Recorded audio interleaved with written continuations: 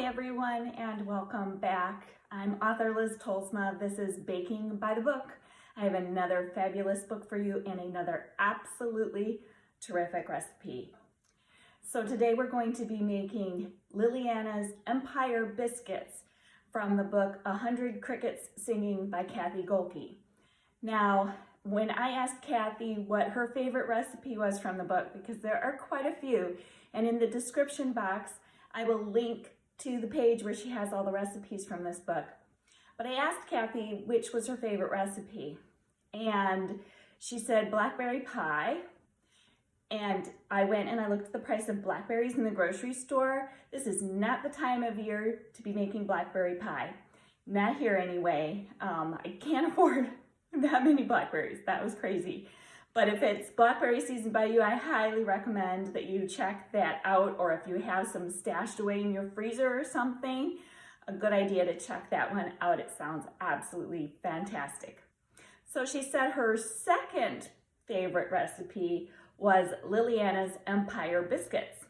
I thought, well, okay, that's something different. I haven't done biscuits on this channel before. And I do like biscuits. I like making them. I've made them before. My family loves my homemade biscuits. So I thought, well, that will be a great thing to do. And I got onto the recipe and I realized they aren't biscuits in the American term biscuits. They are biscuits in what I think anyway is the British term. That's where I first heard biscuits applied to cookies, was watching the Great British Bake Off. So these are actually cookies. They're sandwich cookies and they sound absolutely amazing. I can see why they would be Cathy's second choice anyway, and they sound delicious. So that's what we are going to make today. So let's go ahead and get started with Liliana's Empire Biscuits from Cathy Gohlke's book, 100 Crickets Singing.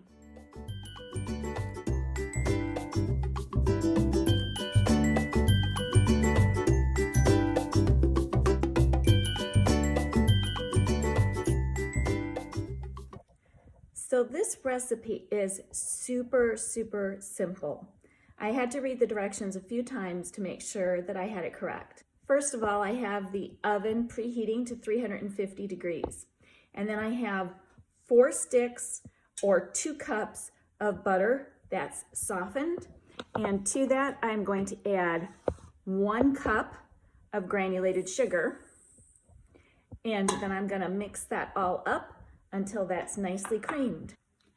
So now my sugar and butter are nicely combined. It's all creamed together. It's all nice and soft. I'll go ahead and I will scrape down this spatula here. What do you call this? This beater, I guess you call it. And I will get that all off of there. And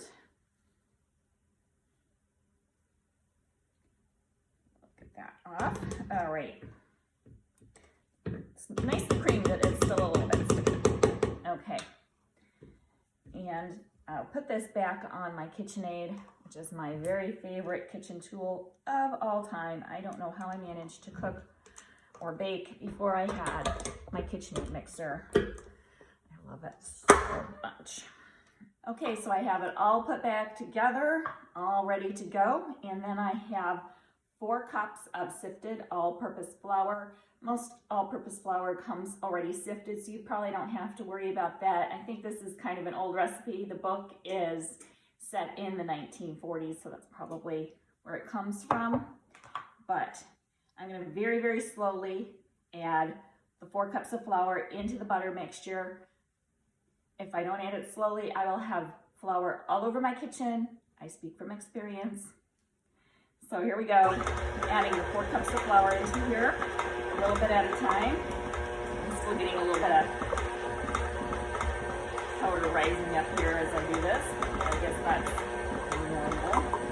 It did say to add it slowly, so that's what I am doing. Yeah, honestly, this is really all that there is to this cookie.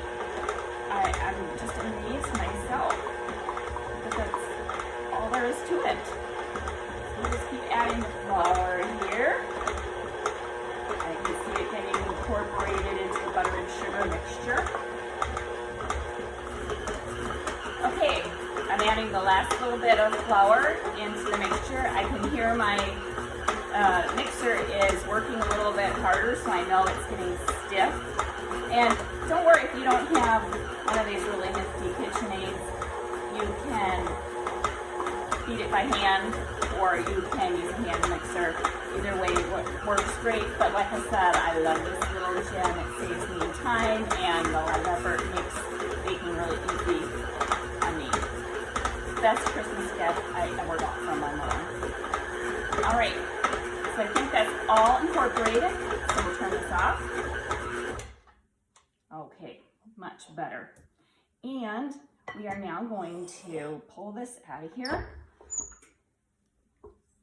I do have a fine layer of flour dust over my mixer anyway. It's probably on my floors and my countertops and everything else. And again, this recipe just keeps surprising me because I would think that you would have to chill this dough for a while, but it doesn't say anything about chilling it, and it doesn't feel that terribly sticky. So I guess it's good to roll out.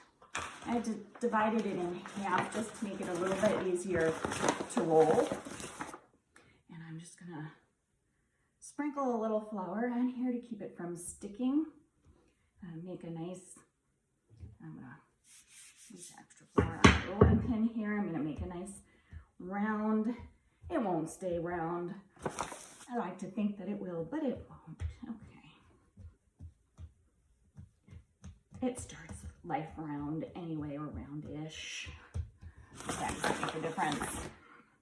The recipe says this makes 24 cookies, which would mean, since they're sandwich cookies, we need 48 rounds. I don't know if we'll get that. We'll see. But it says that you want to roll this till it's about a 1/4 inch thick. And I have to tell you, you all will find this out. I'm really lousy when it comes to measurements. Really, really lousy. I can't tell what's a 1/4 inch, or, you know, when the construction signs say road closed 500 feet or whatever. Yeah, I have no idea what that is. I just go until the road is closed. So we'll just make this nice and thin, I'm assuming. A 1/4 inch means nice and thin. All right. Smooth this out a little bit. I have a rolling pin marks in there. Okay. And then you can use a cookie cutter or a biscuit cutter like I have. And I'm just going to flour that a little bit just in case that would happen to stick. And I'm just going to go ahead. Oh, good. I was worried that it would stick to my countertop. You see it came off. So I'm just going to cut out all of these shapes here, all of these cookies. And we'll get them on the cookie tray. Oops, that one wasn't the whole one. I'll have to re-roll that one. Okay, so let's get our cookie tray over here. We'll put this on here.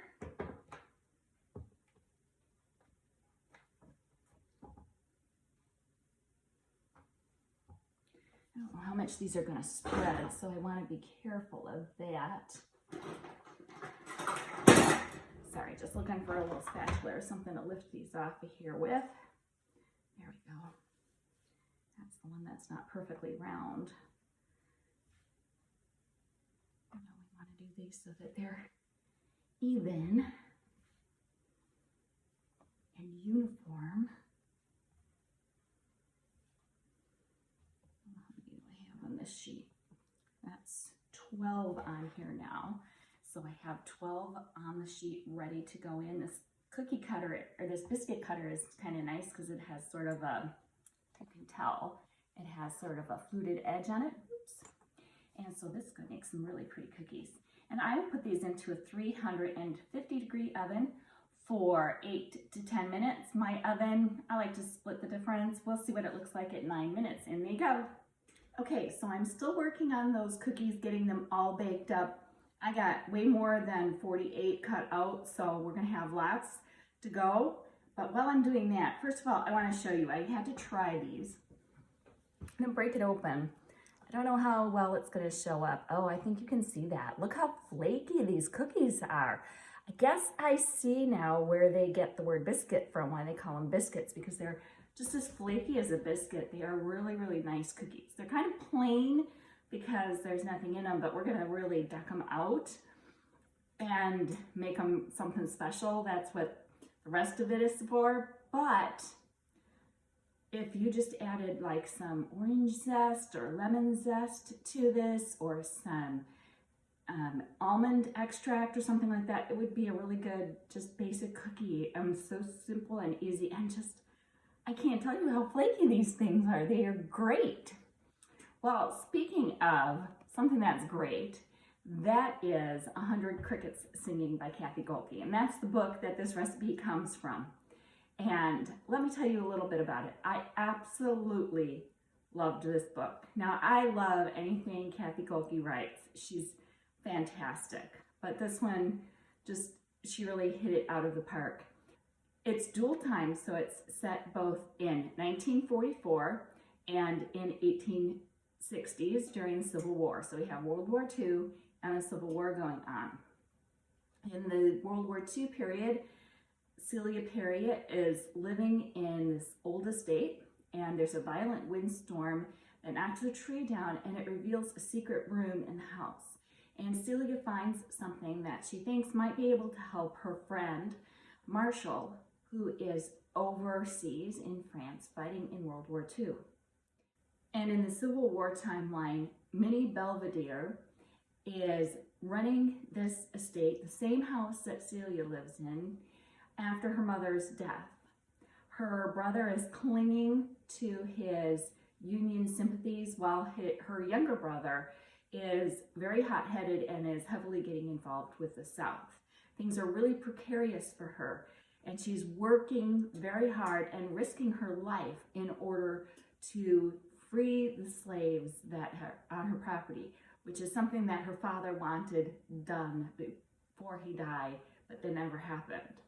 And it's wonderful to see how Cathy weaves these two timelines together into a fascinating, completely gripping, wonderful story that has a beautiful, beautiful ending. I'm sure you're going to love 100 Crickets Singing by Cathy Gohlke. I have the link below in the description box for that as well. So be sure to check out that book. If you are a fan of historical fiction, if you love dual timeline, if you love great stories with a little bit of mystery, even a little hint of a love story in there, then you're going to really enjoy 100 Crickets Singing. This is the second book. Her previous book, set in this same town with the same estate, is called Nightbird Calling.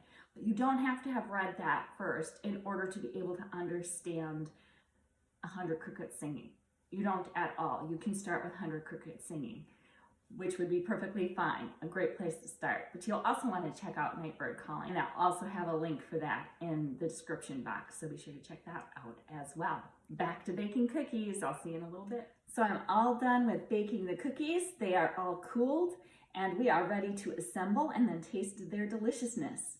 So I'm gonna mix up the glaze that goes on top of it. It's simply 4 cups of sifted powdered sugar. Now, Cathy said the original recipe calls for 8 cups, but she didn't need all that. She just needed 4 cups. So you can see and gauge. If you run out, you can make a little bit more. This is very flexible. It's such a super easy recipe. You really don't have to even measure much of anything. So that's what we're doing. I have about 4 cups in here. We'll go with what Cathy said. Another hint that she gave was using almond extract in it. It gave it a really nice flavor, and I'm sure that is going to pair really nicely with the cherry and the raspberry that we're going to use.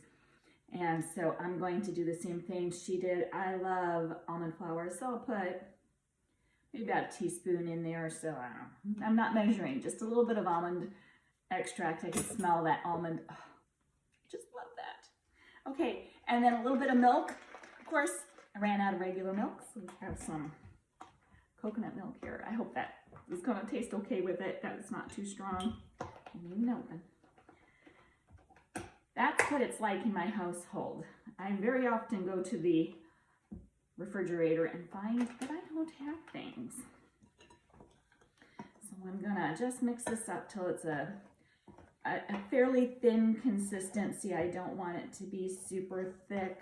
In fact, this is looking like it's going to probably need more, and yes, I am just flinging powdered sugar around because that's what I do. Now this is looking like it's going to be a little bit too thick. These are quite delicate cookies. I found when I broke one apart to take a look at it and how it was, and I found that these are quite delicate. So you want to make sure this is really, you don't want to be breaking the cookies while you're spreading it. And if you get too much milk in here, you can see I'm just pouring in a couple of tablespoons at a time. And if it gets to be too thin, you can always add more powdered sugar. And if it's still too thick, you can add more milk, or in this case, coconut milk, or whatever you happen to have. I think that's still a little bit thick. I don't know if you can tell, but it's pourable, but I think that's going to be a little bit too thick on these really delicate cookies. So I'm going to add just a little bit more milk. Okay, let's see. Now I'm flinging milk around. Okay.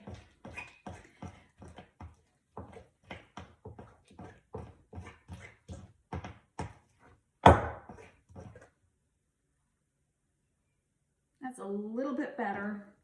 I'm going to use just a scooch more, because this may sit for a minute while and you may want to do all of the jelly first before you put the glaze on. I'm not going to make you sit through all those cookies. So that's about how it's pouring. We'll see when it comes time to spread it how that is. So I will just leave the coconut milk to the side here because I may have to come back to that. So now I have these wonderful cookies. They just look so amazing. I cooked them, you can see I baked them until they were just brown on the edges. Sorry for the lighting, it got dark and while I was filming this, so the lighting really is going south on me. But you can see they're just brown on the edges, just a little bit brown on the bottom. A couple of them that were too thin did, get a little too well done. So I'd be careful, don't go too thin on that, and watch your baking time. Just as they're starting to turn golden, that seems to be the good time to take them out. Okay, so now I have a jar of raspberry preserves, and I have my icing here, and I have maraschino cherries. This sounds so yummy, so I'm really excited about this. All right, I'll move that out of view so you can see. And I'm just going to take one of the cookies. They aren't like British Bake Off perfect round. I don't know how that happened, how they could have gotten out of round, because I used a cookie cutter. But all right, these two look pretty good, so I'll use these for the best example. So I'm going to spread, she said, about a teaspoon of the raspberry preserves on there. That's even what that jar said. I sent my husband and my daughter shopping for this, so they got the right thing, raspberry preserves. So I'm just spreading that. Don't want it too much in there because you don't want it to ooze out or anything like that. We'll sandwich that together like so. And I'm just going to take a little bit of this frosting here.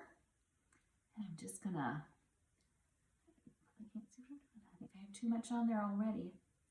I don't think you need much of this. Yeah, I'm making a mess. Because I was a little too lazy to go get a knife. Be right back.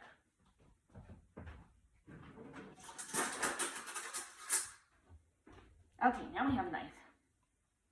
And I think we can spread it. From the picture that is on Cathy's website, it looked like it was spread fairly thinly. So that's what I'm just trying to do here. This is looking pretty much like what she had on her website. So I'm just gonna, I smoothed all that out.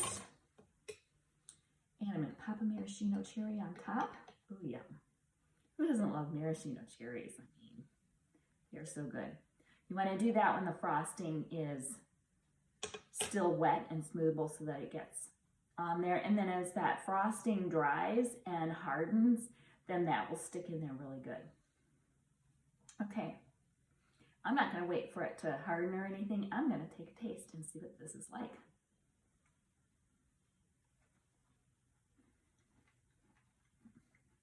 Oh, that is really, really good. The tartness of the raspberry helps to cut the sweetness of the frosting and of the cookie. And it just, that is wonderful. I will have the link, as I said, to Cathy's website where you can get the recipe and read more about it for Liliana's biscuit cookies. They're so good. And you also can get a copy of her book, 100 Crickets Singing. So be sure to check it out. Watch for this to pop up in the book. Thanks for joining me for this episode of Baking by the Book.